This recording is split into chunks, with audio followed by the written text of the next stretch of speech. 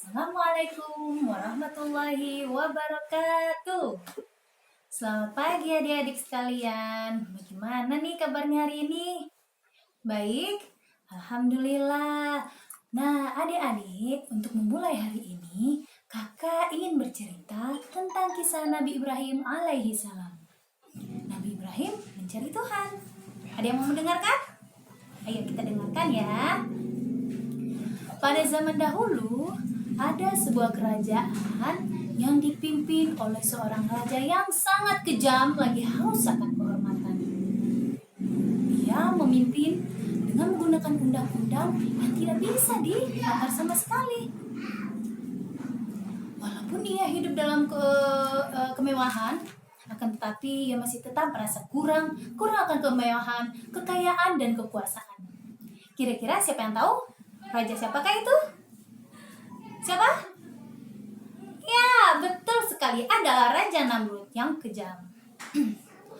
Pada suatu malam, Raja Namrud bermimpi adik-adik bahwa tatanya akan terancam.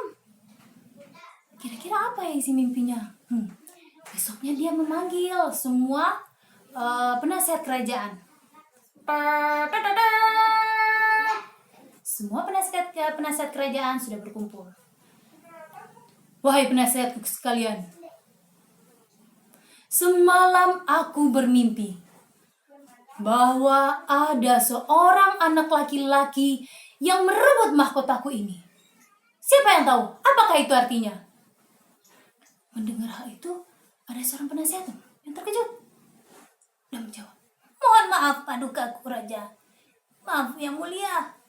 Ini suatu pertanda bahwasanya tahun ini akan lahir seorang anak laki-laki yang nantinya akan merebut kekuasaanmu yang mulia."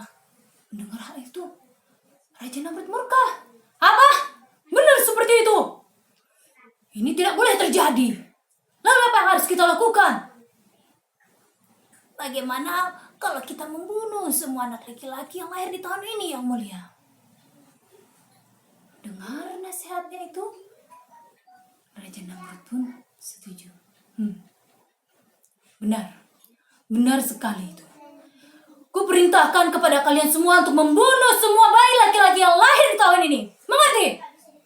Nah, adik-adik tersayang, semenjak itu semua bayi laki-laki yang lahir di tahun itu dibunuh tanpa belas kasihan.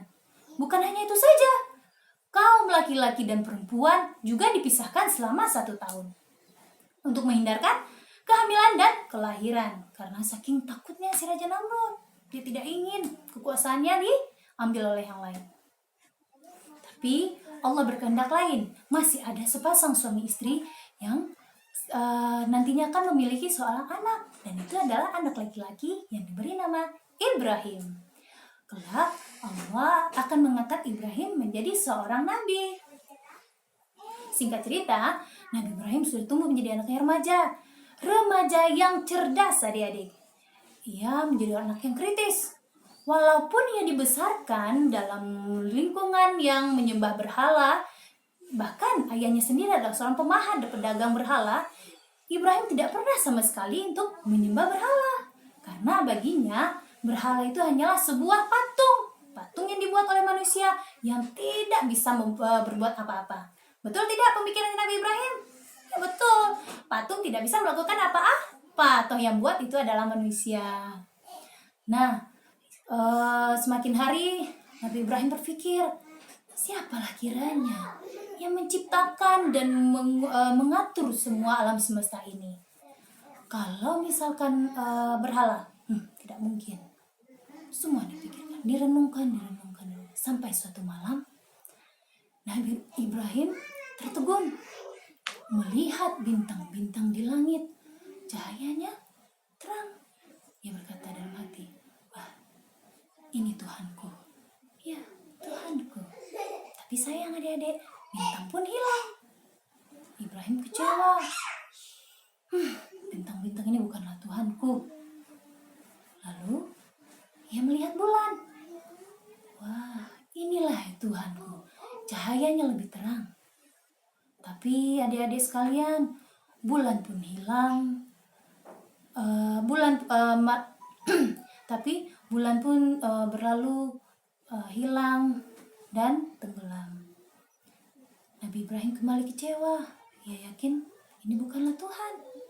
Sampai pada suatu pagi ketika mentari terbit, Nabi Ibrahim kecil merasa takjub dan berkata, "Wah, inilah Tuhanku. Ukurannya jauh lebih besar, lebih terang. Ya, pasti inilah Tuhanku." Tapi pagi berganti siang, siang mengganti sore, sore pun menjadi malam. Matahari pun tenggelam, cahayanya pun hilang. Seperti itu. Kembali lagi lah Nabi Ibrahim kecil merasa kecewa. Baginya Tuhan itu kekal, tidak pernah hilang. Teruslah Nabi Ibrahim kecil mencari tahu di manalah Tuhan ini. Siapakah Tuhan yang mengatur semua ini? Sampai akhirnya ia pun berdoa kepada Tuhan. "Ya Tuhanku, kumohon padamu ya Tuhan, berilah aku petunjuk-Mu. Tunjukkanlah kepadaku bagaimana cara Engkau menghidupkan makhluk-makhluk-Mu yang telah mati." Lalu Allah menjawab dengan firman-Nya, "Wahai Ibrahim, masihkah kau ragu akan kekuasaanku?" "Bukan ya Rob, bukan. Hanya saja hamba ingin melihat kekuasaan itu agar semakin tebal iman ini. Hilanglah keraguan-raguan di hatiku." "Baik, ambillah olehmu 4 ekor burung. Lalu potong dan cincang-cincanglah menjadi bagian-bagian kecil. Letakkanlah pada 4 bukit yang saling berjauhan. Lalu panggillah, maka ia akan segera mendatangimu." Tak lama langsunglah dikerjakan oleh Nabi Ibrahim. Nabi Ibrahim mencari 4 ekor burung, kemudian memotong dan mencincangnya dan menaruhnya di 4 gunung yang berjauhan. 1 di sini, 2, 3, 4. Lalu setelah selesai dipanggillah, "Wahai burung, kemarilah atas izin Tuhanku." Tanpa butuh waktu yang lama adik-adik sekalian, burung itu pun datang menghampiri Nabi Ibrahim alaihissalam.